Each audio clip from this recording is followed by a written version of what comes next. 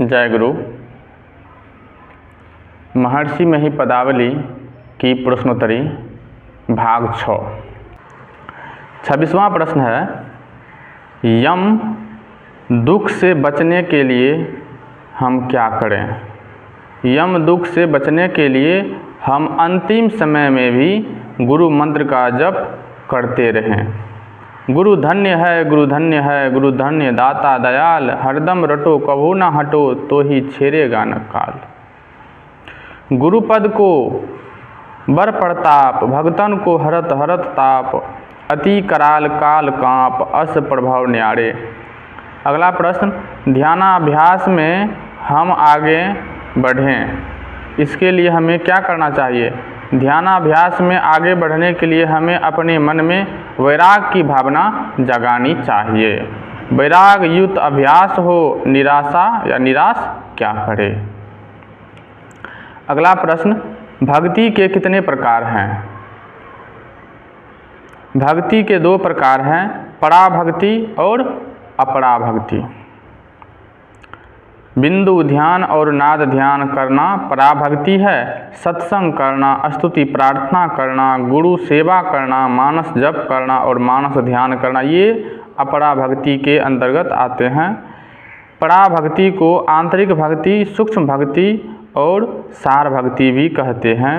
अपराभक्ति को बाहरी भक्ति, असार भक्ति और स्थूल भक्ति भी कहते हैं। आहो भक्त सार भक्ति करू हो, असार भक्ति करी, संसार भरमत रही, भक्ति श्रम निष्फल हो, पार गमन ही सार भक्ति है, लोहिए में धार।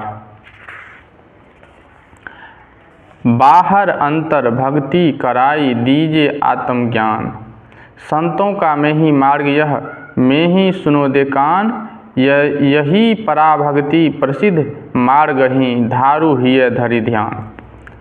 अगला प्रश्न है, शरीर कितने प्रकार के हैं? शरीर 5 प्रकार के हैं, स्थूल, सूक्ष्म, कारण, महाकारण और कैवल्य। स्थूल, सूक्ष्म, कारण और महाकारण जड़ शरीर है। केवल चेतन शरीर है। इन 5 शरीरों के पार में परमात्मा है। स्थूल, सूक्ष्म, कारण, महाकारण केवलियों के पार।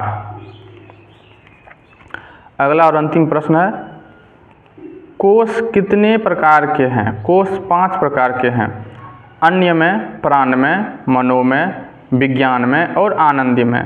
अन्न से पुष्ट होने वाला स्थूल शरीर अन्नमय कोष है।